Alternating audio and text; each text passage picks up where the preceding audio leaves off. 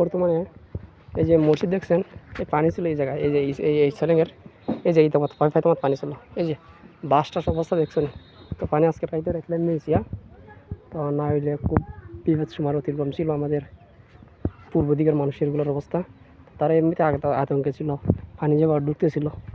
তো এখন বর্তমানে আমাদের মসজিদটা সুরক্ষিত, আমাদের বইছিল এই যে পানির টানে এই জায়গার অবস্থা একবার খারাপ, এই জায়গা ঠান্ডা শুরু করে দিয়েছে, এই জায়গা ভাঙা শুরু করে দিয়েছিল।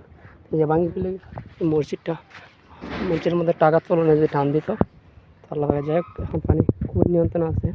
দিবা তার সময় লাগেছে লাখ লাখ শুক্রিয়া, আল্লাহ পাকে আমাদের হেফাজত করে। কারণ আমাদের এদিকে অনেক গরিব দুঃখী মানুষ আছে, দিন আনে দিন খায়।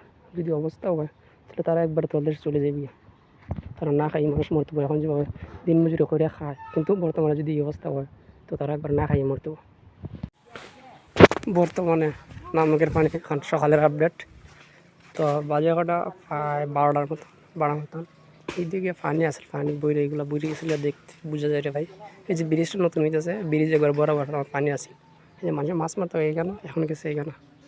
এই যে অবস্থা, পানি গাঙের পানি নামতেছে।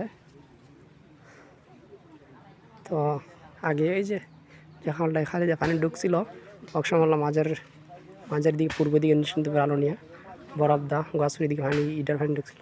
তো পানি এখন উল্টা নেমে যাচ্ছে। তো এখন বর্তমানের অবস্থা এই যে সবাই মাছ গাঙের পানি অনেক স্পিড কমছে। আগে পানিগুলো বড় আছে, পানি এইটা উল্টা ঢুকতো, এইদিকে উল্টা ঢুকতো, এখন আর ঢুকতেছে না। এখন পানিগুলো আপনার কী নিচে নেমে যেত। মানুষ আগে মাছ মারতে এই জায়গায় দাঁড়াই, এখন নামতেছে এই জায়গায় অনেক জায়গা। তো রাইতের পানিগুলো নেমে গেছে গিয়ে একটা মুসিকান দিয়ে একটা বাঁধ ছিল, তো এলাকার মানুষ ঐক্যবোধ ছিল, তারা বাঁধটা খাইতে লাইছে কষ্ট করে।